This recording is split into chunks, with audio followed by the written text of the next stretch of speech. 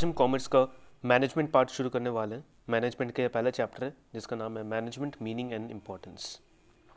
देखिए इसमें हम क्या क्या पढ़ेंगे, इसमें तो समझ लीजिए मैनेजमेंट का मतलब पढ़ेंगे, मैनेजमेंट के कैरेक्टरिस्टिक्स पढ़ेंगे, मैनेजमेंट का फीचर्स पढ़ेंगे, मैनेजमेंट के कुछ लेवल्स पढ़ेंगे और नेक्स्ट चैप्टर में इसका कंटिन्यूएशन होगा along with some specialised functions and also the parts of management and also the various principles of management given by various writers and industrialists.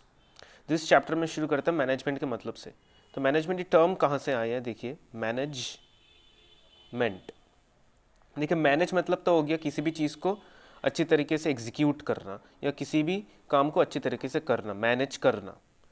अच्छा मैन मतलब मैन को मतलब कोई भी मतलब कोई भी ऑर्गेनाइजेशन में, कोई भी फैक्ट्री में जो आदमी लोग होते हैं उनके काम कराना होता है, उनको मैनेज करना पड़ेगा। For example you are running a pen manufacturing business, तो वहाँ पे आपको वहाँ पे वर्कर्स को मैनेज करना पड़ रहा है।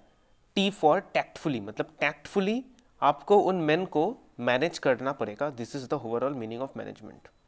तो देखिए मीनिंग ऑफ मैनेजमेंट कैसा हो गया, meaning of management as an activity. देखिए मैनेजमेंट का सीधा सा मतलब है कि आपका कोई एक काम है जिसको आप किसी दूसरे व्यक्ति के द्वारा करवा ले रहे हो।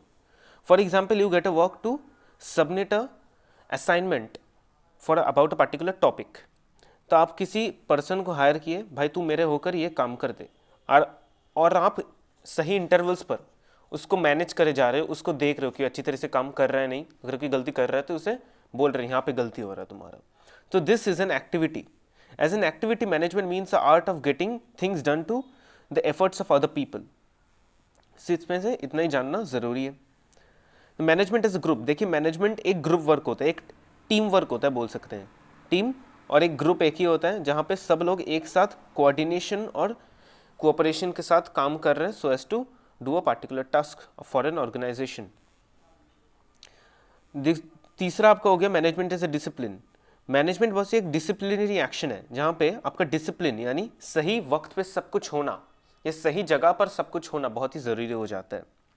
And it is a specialised branch of knowledge which involves the study of principles and specialised administration. मतलब ये हो गया आपका एक प्रिंसिपल्स हैं यहाँ पे बहुत से। नेक्स्ट चैप्टर में आपको प्रिंसिपल्स ऑफ मैनेजमेंट पर आए जाएंगे जहाँ पे FW टेलर और बहुत सारे इंडस्ट्रियलिस्ट के प्रिंसिपल्स आप लोगों को पढ़ाए जाएंगे। वहाँ पे अच्छी तरह से समझेंगे कि मैनेजमेंट को एक डिसिप्लिन क्यों बोला गया है। Management is a process, definitely it is a process, it is an integrated process, it is a continuous process जो चलते रहता है एक ऑर्गेनाइजेशन में। ये एक आइटरेटिव प्रोसेस है जहाँ पे सब लोग सब पे डिपेंडेंट है और सब लोग एक साथ अगर कोऑर्डिनेट नहीं करेंगे तो काम नहीं चलेगा। तो देखिए आपका अभी पढ़ेंगे definitions of management. Definitions of management ज़्यादा इंपॉर्टेंट तो है, लेकिन इसमें ये वाला इंक्लूड हो जाता है as an activity, as a group, as a discipline, as a process. इस बार के MCQ में ये वाला आ सकता है घुमा फिरा के छोटे पोर्शन में। उसके बाद तो आपके यहाँ आ गया characteristics of management. Characteristics of management क्या हो गया, इट इज़ गोल ओरिएंटेड। मतलब आप कुछ काम कर रहे हो, उसका एक कोई गोल होना चाहिए। आप पढ़ाई कर रहे हो, उसका एक गोल है कि मुझे इतने मार्क्स लाने हैं, अच्छा पढ़ाई करके मुझे इतने परसेंटेज लाने हैं। मैनेजमेंट इज यूनिवर्सल, चाहे आप घर पे ही देख लो या बाहर देख लो, हर जगह मैनेजमेंट बहुत ही नेसेसरी हो जाता है because of the fact that management means the getting work done through others. For example एक घर में 4 लोग रहते हैं, ABCD। अब A ने B को बोला कि तुम एक कॉपी जिरोक्स करवा लाओ इस बुक का, B ने C को बोला, C ने D को बोला। तो देखिए यहाँ पे एक एक्टिविटी हो गया, A ने B को बोला तुम ये काम कर दो, B ने C को बोला ये काम कर दो, C ने D को लास्ट में बोला तुम काम कर दो। वो दुकान पे गया, काम करके फिर लाया, D ने फिर C ने फिर B ने फिर A को दे दिया वो जिरोक्स का copy. Management is a group activity, definitely. अगर ग्रुप नहीं रहेगा आपका, अगर टीम में कोऑर्डिनेशन नहीं रहेगा तो वो एक्टिविटी नहीं रहेगा, उसमें काम अच्छे से नहीं होगा, काम अच्छे ढंग से नहीं होगा। इसमें से सिर्फ 6 पॉइंट्स याद रखने, एग्जाम में 6 पॉइंट्स से इनफ होते हैं। अच्छा हो गया social process. In order to be a good manager you have to be interactive with each other. For example आप बहुत ही चुपचाप रहते हो, आप किसी से काम नहीं करवा सकते तो मैनेजर नहीं बन सकते आप। फॉर एग्जाम्पल आप बहुत ही सोशल आदमी हो तो आप दूसरों से काम करवा सकते हो। So you need to motivate people to do their task and you need to interact with each other for that cause. Management is a dynamic function. Management बहुत ही एक एवर चेंजिंग फंक्शन है। डायनेमिक मतलब हो जाता है आपका जो चेंजिंग है, फ्लेक्सिबल है, ठीक है। आपको सिचुएशंस के हिसाब से ऐसा करना पड़ेगा। फॉर एग्जांपल बोल दिया है कि एक कंपनी में एक पोस्ट पे नौकरी करने वाले हर एक व्यक्ति को सेम तनख्वाह मिलेगी। फॉर एग्जांपल एक मैन्युफैक्चरिंग कंपनी, उसमें क्लर्क जो है दो क्लर्क हैं, ए और बी। अब ए को मिलता है 9,000 रुपये, बी को मिलता है 10,000 रुपये। अब ए बोल रहा है तो वो भी सेम काम कर रहा है, मुझे क्यों 9,000 रुपये मिल रहे हैं, मुझे भी 10,000 रुपये चाहिए। तो वो बॉस के पास गया, मुझे बोला कि अच्छा मुझे भाई दो यहाँ पे, मुझे एक्स्ट्रा पैसे चाहिए। तो मैनेजर क्या करेगा, उसे 1,000 की उसका इंक्रीमेंट कर देगा। तो नेक्स्ट पॉइंट क्या बोला है कि management is both art and a science. Management is basically both art and a science, because यहाँ पे आपको साइंटिफिक प्रिंसिपल्स को अप्लाई भी करना पड़ रहा है, and definitely art, because of the fact that it depends upon the personal characteristic of a manager that how he or she is going to do that task. अपना खुद का talent लगाना पड़ता है वहाँ पे। It is therefore creative in nature. Definitely अगर कोई चीज़ अपने आप से कर रहे हो आप, वो क्रिएटिव बन जाता है। नेचर ऑफ मैनेजमेंट क्या हो गया, management as a science, because यहाँ पे कुछ प्रिंसिपल्स हैं, आपको ऑब्जर्वेशन एंड एक्सपेरिमेंटेशन करके देखना पड़ रहा है, बिकॉज प्रिंसिपल्स ऑफ मैनेजमेंट तो ऐसे वैसे नहीं बन गए।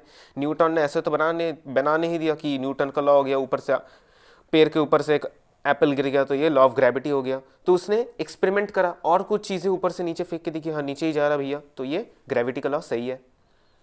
तो सिस्टमेटाइज्ड बॉडी ऑफ नॉलेज, इसके कुछ कैरेक्टरिस्टिक्स है, देखिए ये बहुत ही इंपॉर्टेंट है, सो इसको अच्छे से पढ़िएगा, it is very very important. तो सिस्टमेटाइज्ड बॉडी ऑफ नॉलेज क्या हो जाता है, यहाँ पे आपका बेसिक कुछ प्रिंसिपल्स और कंसेप्ट्स रहते हैं, यानी कुछ प्रिंसिपल्स रहते हैं यहाँ पे जिसको आप फॉलो करते हो। Observation and experiments, definitely you need to observe and experiment the things in order to get your works done. Cause and effect relationship, for example आपका कुछ कॉज है, उसके लिए आपका कुछ इफेक्ट हो रहा है। समझ लीजिए फॉर एग्जाम्पल आपका डिमांड बढ़ गया मार्केट में, तो आपको ज़्यादा प्रोडक्शन करना पड़ेगा, तो ये एक कॉज है due to which the price of the pens will increase as the demand is more.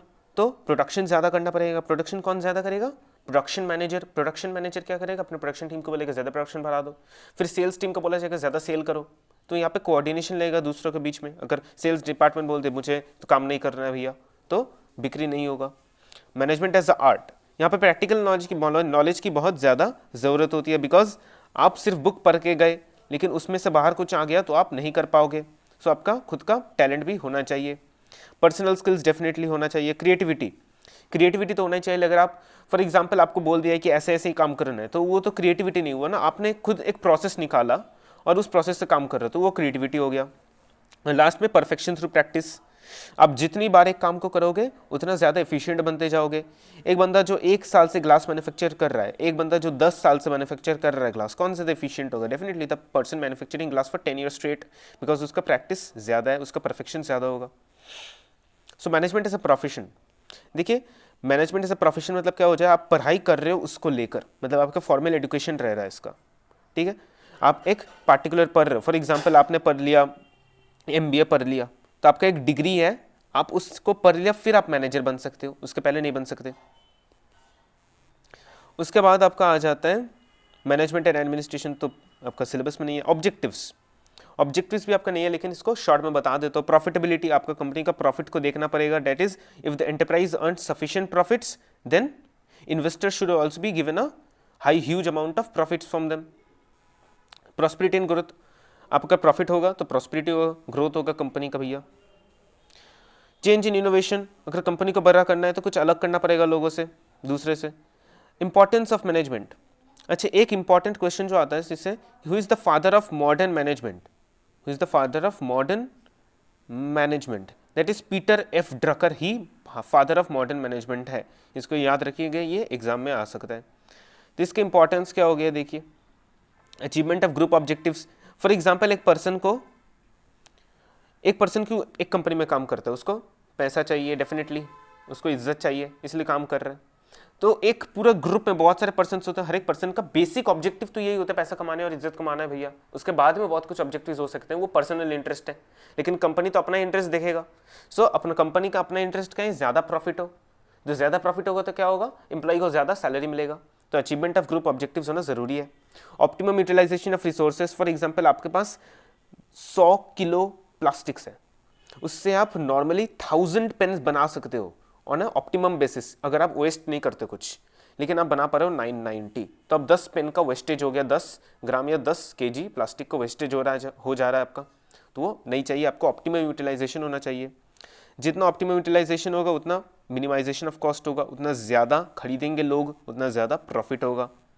In a long run basis आपका अगर कंपनी को बड़ा होना है, कंपनी को बचे रहना है, तो आपको अपने इन्वायरमेंट को समझना होगा, क्योंकि इन्वायरमेंट को समझे बिना लाइफ में कुछ नहीं हो सकता भैया। आपने कॉमर्स के पहले चैप्टर में पढ़ा होगा बिजनेस इन्वायरमेंट, जो बंदा अपने बिजनेस इन्वायरमेंट को समझ लिया वही बहुत कुछ कर जाता है। हाई स्टैंडर्ड ऑफ लिविंग, जो एम्प्लॉयज़ हैं अगर वो अच्छा काम करते हैं, ज़्यादा प्रॉफिट होता है, ज़्यादा पैसा आ रहा है पॉकेट में, जिसके चलते वो अच्छा तरह से रह पा रहे हैं। जनरेशन ऑफ एम्प्लॉयमेंट, जितना बड़ा होगा बिजनेस उतना ज़्यादा और ज़्यादा बिजनेस खड़े होंगे, उतना ज़्यादा एम्प्लॉयमेंट रेट बढ़ेगा।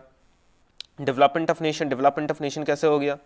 फॉर एग्जांपल हर एक व्यक्ति का 10,000 रुपया सैलरी बढ़ गया तो उसका परचेजिंग पावर बढ़ गया, तो नेशनल इनकम भी डेफिनेटली बढ़ जा रहा है। कोई भी अंडर डेवलप्ड कंट्री नहीं रहेगा। अगर अच्छी तरह से मैनेज किया जाए तो कोई भी अंडर डेवलप्ड कंट्री नहीं रहेगा। So this is the end of the chapter.